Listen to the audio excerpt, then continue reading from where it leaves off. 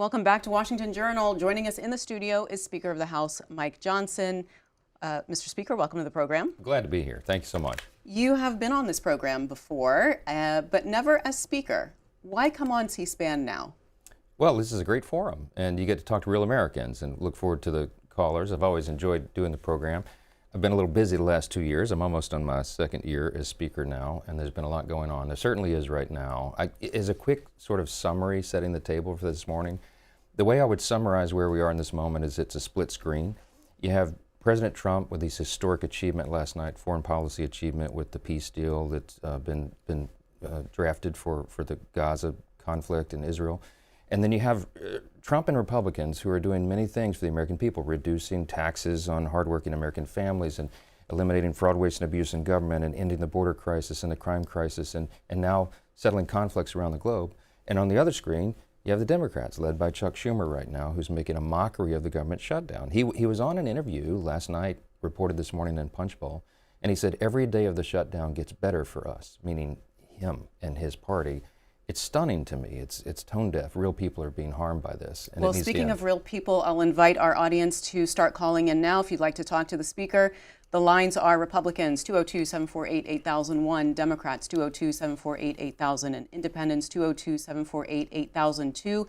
And our line for federal workers is 202-748-8003. It is day 9 of the government shutdown. Are there any conversations going on as far as negotiations, either formally or informally? It's a great question. It's very difficult for us to have a negotiation when I have nothing to bring to the table. It's a really important point.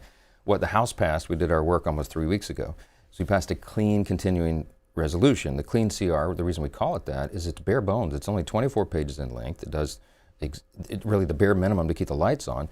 The reason we did that in good faith is because we wanted to allow 7 more weeks for the appropriators in both parties to finish their job, to get government funding done. They agreed, the R's and D's, Republicans and Democrats, the appropriators agreed that November 21 would be a good date to do that. They wanted it clean, so there's no partisan priorities on it. So when people ask me, why aren't you negotiating with Democrats? I literally don't have anything to bring off of the CR to make it more palatable for them. It is exactly... Is there anything you can add to the CR to make it more palatable? No, it's exactly the same product that Chuck Schumer led everyone to vote for in March and gave impassioned pleas about how it was the right thing to do. But what they're saying is now the ACA subsidies are expiring at the end of the year. Yes. And those notices have already gone out as far as their premium increases.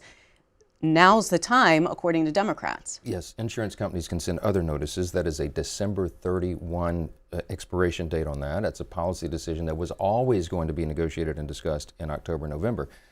They have bootstrapped that to try to make it the issue of the day. It never was. The September 30th end of fiscal year deadline was just simply to keep the government operating so that Republicans and Democrats could have this discussion on a very complex issue. It's not a snap your fingers kind of decision. We have 535 people in Congress, counting the Senate and the House, and probably 400 different ideas on the table on how to reform that if indeed it's going to be extended. We need more time to do it, and that is the very point. Since it's such a difficult issue, why hasn't this been worked on earlier, and why hasn't there been any concrete negotiations or proposals put forward? Well, there has. It has been worked on. There have been negotiations, and in fact, they're going on right now, not just inside the two caucuses, but between Republicans and Democrats. But it takes a long time to build consensus. We're in an age of small margins, small majorities, where few votes can be spared on either side, and it takes a lot of time to get people together on something that really needs a lot of reform. Those subsidies, premiums in Obamacare have gone up dramatically, 60% since Obamacare was created back in 2010. It is not reducing the cost of care as was promised, and there's a lot of important ideas on how this can be improved so that we bring down the cost of health care and we increase access and quality for everybody. And Republicans are demonstrating that. We put a big part of this in our One Big Beautiful Bill, the Working Families Tax Cut. We have many more ideas to bring to bear. But again, those are issues for further in the year, not for right now. There's one simple reason, I'll be very clear about this, that Chuck Schumer changed his tune. He's been saying the same thing about keeping the government open for almost 40 years. He's been in Congress for 44 years, always said the same thing until just a few weeks ago. The reason he changed his tune is because when he voted for the CR in March, which was a responsible thing, look at his own words, he said that, he got bludgeoned by his party. Marxism is on the rise in New York. The candidate for mayor there is probably going to be elected, Mamdani, who is a self-described socialist, a Marxist, And Chuck Schumer's terrified by that because he has to be reelected to the Senate again, and he thinks he's going to get a challenge from his left flank, so he has to show a fight against Trump and the Republicans, and he chose this. It is a charade. They are not telling the people the truth. And his counterproposal, he wanted to spend $1.5 trillion additional dollars for a simple 7-week stopgap measure, and he wants to give $200 billion back for health care for illegal aliens and non-citizens. A lot of people want to talk to you, so we will go to the phones and we'll keep everything as concise as possible. Right. Peter in Valley Cottage, New York, Republican, good morning. Yeah, good morning, and kudos to C-SPAN for getting the speaker on. Mr. Speaker, I think you're doing a great job, and I really appreciate the fact that you're on and taking questions. As far as the continuing resolutions concerned, they should suspend the filibuster simply on the CRs. I mean, Majority Leader McConnell suspended the filibuster on like certain appointments or whatever.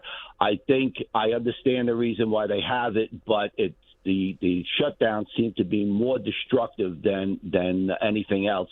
And a simple majority would be a much better thing to do. And what do you think of that, Mr. Speaker? It's a great question. Thanks for asking that. We've been asked that a lot in the last 24 hours or so. And I would tell you that, I run the House. We have a different set of rules. The Senate has a lot of rules and traditions. Some of them seem archaic. The filibuster is a tradition there that people on both sides cherish. And the reason is if you blow that up and you go nuclear on something like a CR, their argument is you would open a Pandora's box, because what's good for the goose is good for the gander. And you sound like a limited government conservative as I am. What if the socialists take over the Senate and Democrat socialists are in charge and they want to grow government and take over the means of production, and they don't have any safeguard there, and they can do it with a bare minimum majority next time, and they raise taxes through the roof and they just take over everything. So there are some limitations that have been built into the system that serve the purposes of the minority sometimes. But I think this government shutdown thing has gotten way out of control. The longest one ever was over 30 days. I pray that we don't go there, because there are real Americans being harmed. I'm sure we're going to talk about this. But that's certainly an ongoing debate and discussion. Should they go nuclear right now? It's this question for the senators, but there's a lot of thoughts to be considered there. Line for Democrats in White Plains, Maryland. Alexander, you're on the air. Yes, good morning. Just wanted to ask the speaker a couple of questions. Have you ever voted against anything that Trump set forth as far as policy? That's one question. The other is, what is going on with the swearing in of the congresswoman who will make the 218 vote? I noticed that you were speaking in the hall yesterday with someone regarding the idea that, maybe she would make the 218th vote that would open up the vote for the Epstein files to be released. This is not something that we are going to forget about. This is serious business. The other thing is that Trump is a dictator. So it doesn't matter what Johnson does or what the guy over in the Senate does. All the things that has to happen is if Trump says open the government, it will be open tomorrow. We have to understand that. And they keep talking about we're putting names out there about Trump being the dictator and this and that. You just called, and he continues to call. All right, Alexander, and he's talking about Representative Adelita Grijalva being not being sworn in. Yeah, Alexander gave me a lot to answer there. Let me go real quickly. I typically vote with President Trump. I do, because that's my party, and I lead my party in the House, and our agenda is working for the American people. You can make an argument we had the most productive, successful opening of a Congress and administration in history. The One Big Beautiful Bill was a massive achievement for the American people, and we would need 2 hours for me to unpack all the things that you're going to feel and see that are very positive because of that. President Trump's not a dictator. You said if he says open the government, it will open. President Trump has been calling for the government to be open since before this began. In fact, I was in the meeting in the Oval Office with President Trump and, of course, Leader Schumer, Leader Jeffries, Leader Thune, and I. And he pleaded with Chuck Schumer, don't do this, Chuck. Keep the government open. Why would you do it? We have policy disputes and debates and disagreements. We'll work on that. But we shouldn't harm the American people in the process. With regard to Rep-elect Grijalva, she was elected in a special election to fill her father's seat. That's a great achievement. We applaud her. I look forward to administering the oath of office to her to make her an official member of the House as soon as we get back to regular session. Right now, Chuck Schumer holds the cards on when that can happen because he is the one that has shut down the government, and that is our problem. And Mr. Speaker, you have there were two others that you did Yes. swear in during pro forma sessions. Great Why won't question. you do it this time? Great question. So this was brought up yesterday. Well, you had those two Floridians who you did in a pro forma session when not everyone was there. Why wouldn't you do that for Rep. Grijalva? Very important question. The simple answer is those two Floridians had pre-scheduled a date for their oath of office, so they had all their family and friends and supporters fly into town. Everybody was here. The House unexpectedly went out of session, and so as a courtesy to them and their families, we went ahead and administered the oath to an empty chamber. It was no fun. They didn't get the same pomp and circumstance everybody else gets. The difference between them and Rep-elect Grijalva is that her election was secured after the House was out of session. So there was no pre-scheduled date. We don't have family and friends in town. In fact, there's no one here. It's like a ghost town. So we're going to administer her oath as soon as she gets back. This has zero to do with Epstein. By the way, the House Oversight Committee is working overtime to dig through and release all the Epstein documents. I am in full support of that, always have been, maximum transparency. The only thing we want to make sure of is that we're protecting the names of the innocent victims. We think there may be 1,000 women who were subjected to heinous, unspeakable crimes at the hands of these traffickers. And we got to make sure we protect them from further harm. That's the limitation, that's it. But I'll tell you, the House Oversight Committee has some of the biggest bulldogs in the House on the Republican and Democrat side, and they are digging into that vigorously right now. More is coming. On the Republican line, Fort Belvoir, Virginia. Samantha, you're on with Speaker Johnson. Hi, Mr. Johnson. So my question or comments are related to what you said yesterday about not being open to pass any legislation to ensure that military gets paid. I'm sure you can tell by my voice I'm very shaky. Just want you to hear a little bit about my family. I have two medically fragile children. I have a husband who actively serves this country. He suffers from PTSD from his 2 tours in Afghanistan. If we see a lapse in pay come the 15th, my children do not get to get the medication that's needed for them to live their life, because we live paycheck to paycheck. I heard you earlier say that you side with President Trump on anything that he says. Well, I just read an article this morning that said he absolutely wholeheartedly believes that there needs to be legislation put in so that we do not miss a paycheck. You have the power to do that. And as a Republican, I'm very disappointed in my party, and I'm very disappointed in you, because you do have the power to call the House back. You did that, or you refused to do that just for a show. I am begging you to pass this legislation. My kids could die. We don't have the credit because of the medical bills that I have to pay regularly. You could stop this, and you could be the one that could say military is getting paid. And I think that it is awful, and the audacity of someone who makes 6 figures a year to do this to military families is insane. All right, Samantha. Samantha, I'm so sorry to hear about your situation. The reason I've been so angry this week, and they've been calling me out on media, Johnson's angry. I am angry because of situations just like yours. I have a big military district, and my district is the home of the Global Strike Command at Barksdale Air Force Base and Fort Polk, the Joint Readiness Training Center. I have one of the biggest military districts and military families in America. I have a lot of airmen and soldiers who are deployed right now, and they have young families at home, and they have children in health situations like yours. This is what keeps me up at night. I want you to hear something very clearly. The Republicans are the ones delivering for you. We had a vote to pay the troops. It was the continuing resolution 3 weeks ago. Every single Republican but 2 voted to keep the government open so that your paycheck can flow. Every Democrat in the House, except for 1, voted to close it. The Democrats are the ones that are preventing you from getting a check. If we did a vote on the floor to pay troops, it's not a lawmaking exercise, because Chuck Schumer is going to hold that up in the Senate. He is demonstrating by voting now 6 times to keep the government closed that he does not want the troops to be paid. And you should listen to his comments last night, as reported this morning. He is enjoying this. He said every day gets better for us, quote unquote. Chuck Schumer and the Democrats are preventing your family from getting the care they need, not Republicans, and my heart goes out to you. And just so you know, Politico is reporting that House Democrats are preparing a letter to you, Speaker Johnson, urging a vote on troop pay. You know why they are? Because they all voted on the record 3 weeks ago to stop pay for the troops. They're desperate to try to get on record, but that would be a show vote for Democrats. They do not care about it. They demonstrated that with their votes. Look at what they do and how they vote, not what they say. Here's Chad Taylor, South Carolina Republican. Good morning. Good morning, and thank you so much for being on the show today, Mike. I just had two questions for you real quick, if I could. The first question is, person in history to become speaker. Oh, Chad, it looks like we are losing you. Try to call back on a better line. Diego, Grants, New Mexico, independent line. Good morning, Diego. Good morning. Thank you, Speaker Johnson, for being here and taking calls. We appreciate you very much for doing that. I was wondering today if you could talk to me a little bit about what the Republicans are doing to ensure the security of our rural hospitals. I'm concerned here in New Mexico about the security of these hospitals. If you could please fill us in. Yeah, thanks for the question. In the One Big Beautiful Bill, the Working Families Tax Cut, we added a $50 billion fund to support rural hospitals. I have a lot of rural areas in my district in Louisiana.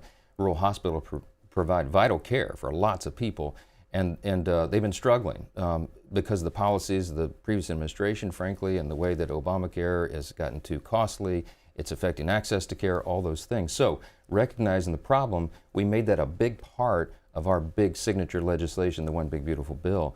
The problem is right now, and one of the things I'm so upset about, is that in the counter proposal for the CR, not only does Chuck Schumer want to spend $1.5 trillion additional dollars and give almost $200 billion in health care back to illegal aliens, which is the funds of hardworking American taxpayers, he also, in the same proposal, go read it, it's on my website at speaker.gov, he wanted to claw back the $50 billion that Republicans signed into law July 4th to prop up rural hospitals. I can't explain it. You have to ask him about it. But that's a stunning development, and it's something obviously we cannot do.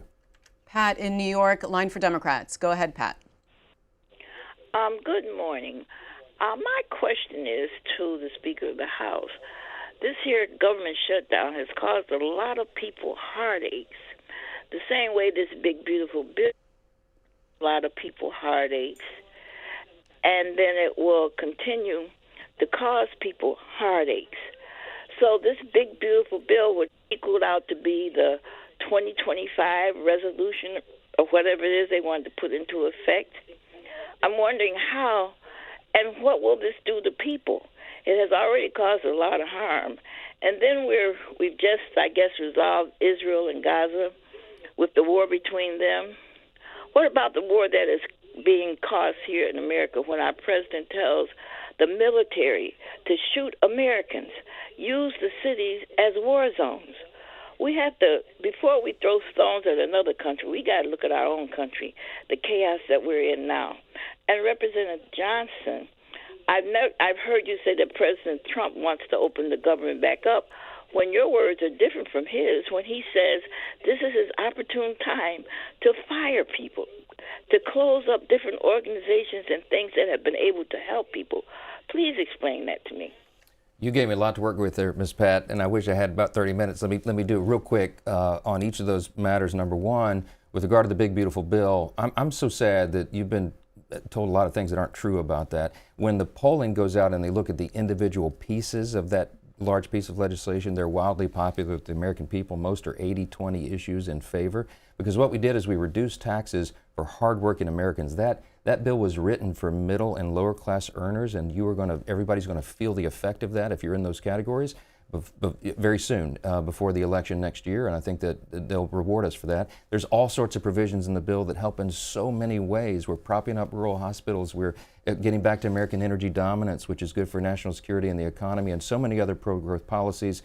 Pause that there because there's lots to talk about in the days to come. What you talked about, President Trump's been accused of saying he wants to have a war on American citizens. I have no idea where that comes from. It's obviously a misleading talking point. What the president said is he wants to do in the big cities where we have major crime crises what we've done in D.C. They deployed National Guard troops here, and everyone is safe again. People can walk to and from. My young staffers can walk from their car to the building to work and not have their purses stolen and their cars jacked. It was a crisis in D.C., and the liberal Democrat mayor of D.C. has applauded the effort and said, thank you, President Trump, for the reinforcements, because they didn't have enough people in the Metropolitan Police to handle the crime crisis. It's handled now. The crime has dropped like 80% in most categories, and it's a great thing. So if we can do that in other cities, it helps citizens. Put the politicians aside. Do you want a crime crisis in your city or not? The president is allowing them to go in. Yes. The president did say in that speech to military leaders that he wanted to use cities as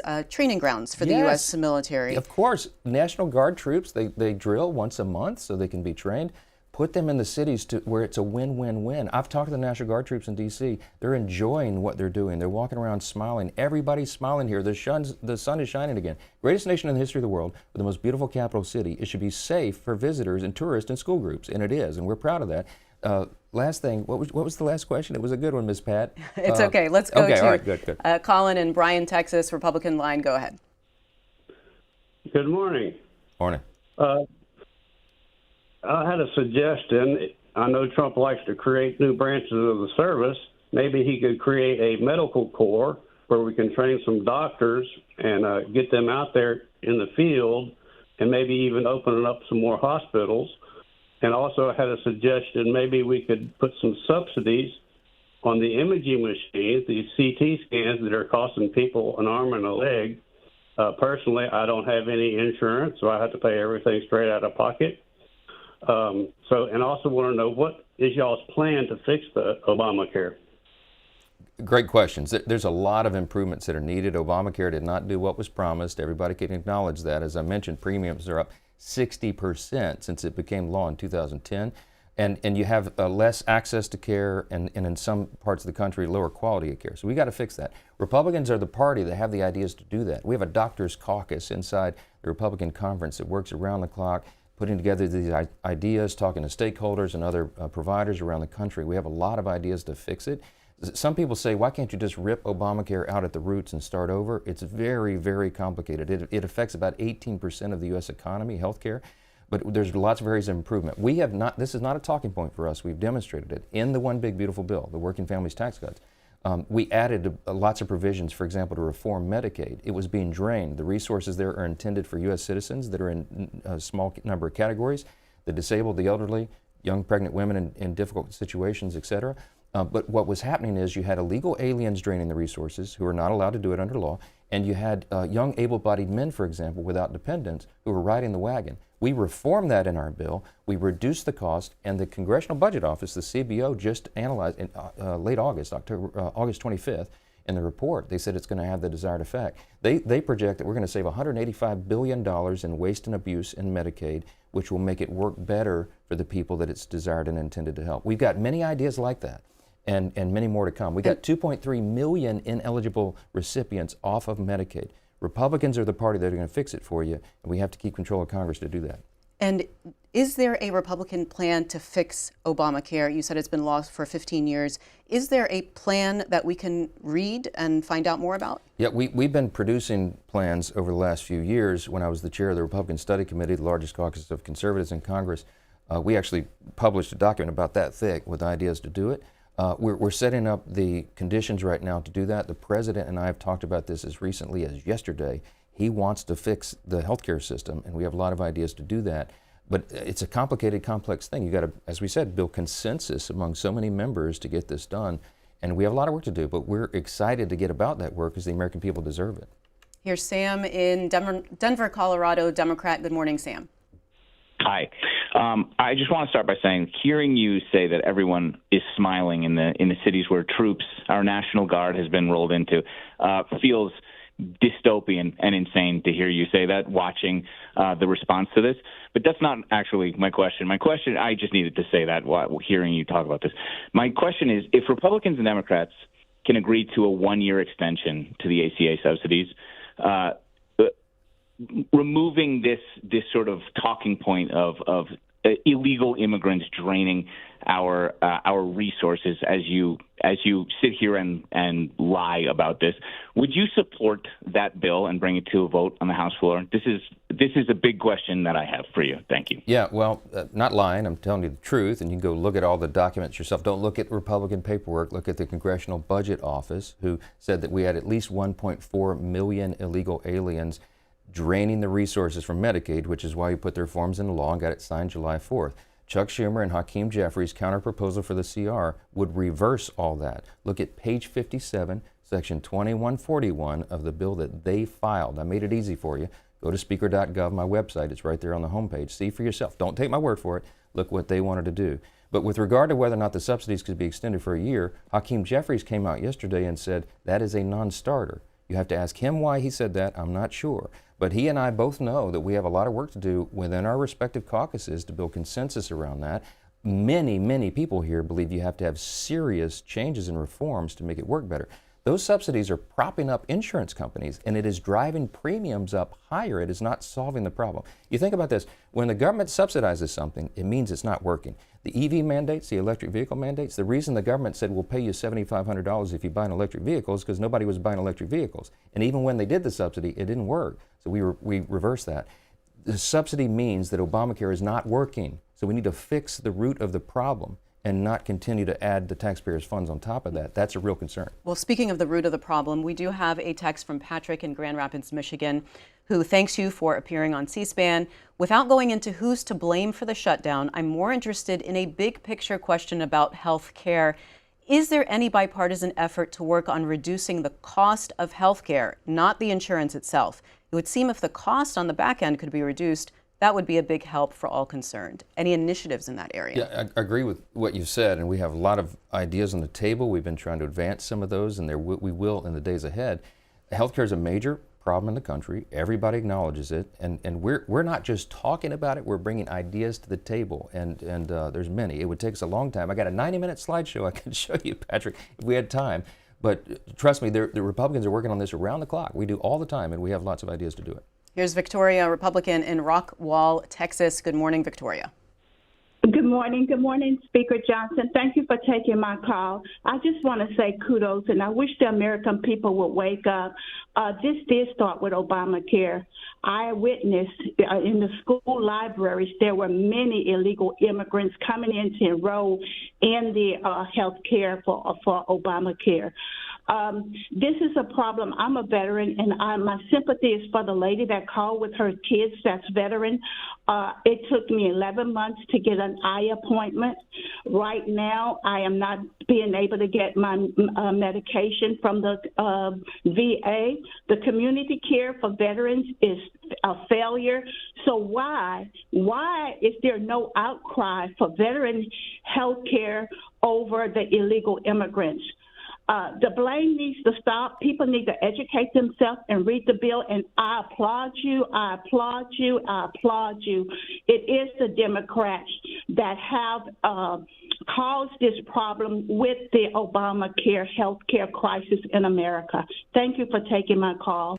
Thank you for saying so. Just a quick parenthetical note for what you said and what one of the previous Democrat callers said. This is not a talking point Republicans came up with. If you remember the 2020 presidential debate forum, when all the Democrats were on the stage trying to get the nomination for president, and they were famously asked the question, if you're elected president, would it be your objective to give free health care to illegal aliens? Every single one of them raised their hand. That video is now famous because it's being replayed, including Joe Biden and Kamala Harris. And so when they were elected, they did, in fact, that. They expanded the access. They opened the border wide and let 20 million illegal aliens, by some estimates, come into the country. And they got many of them on these programs that are funded by taxpayers. It's wrong. It has hurt and harmed the people, the American citizens who these programs were intended to help.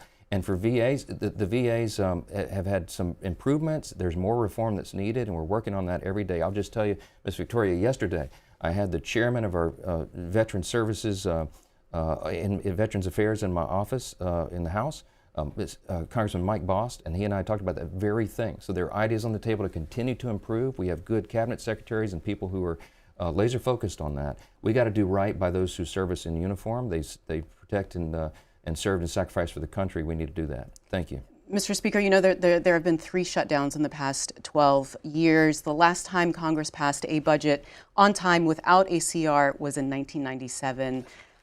Is Congress broken? It is, and we've been working hard. I'm so glad you brought that up. We've been working hard to fix that.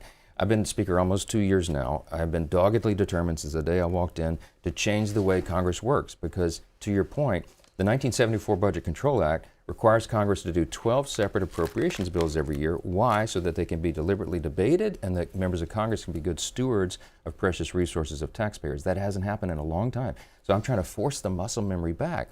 We did that. I'm pleased to tell you. This year in the Appropriations Committee in the House, we did 12 separate appropriations bills. We got 3 passed off the floor. The Senate passed 3 appropriations bills this year. They haven't done that in years. those bills didn't match up exactly, so now we have Senate and House members in a conference committee to work it out. That's small d democracy. It's the way it's supposed to work. I am excited. It's like pushing a boulder up a hill to get Congress to work again. But here's the problem. We ran out of time because the end of the fiscal year is September 30th.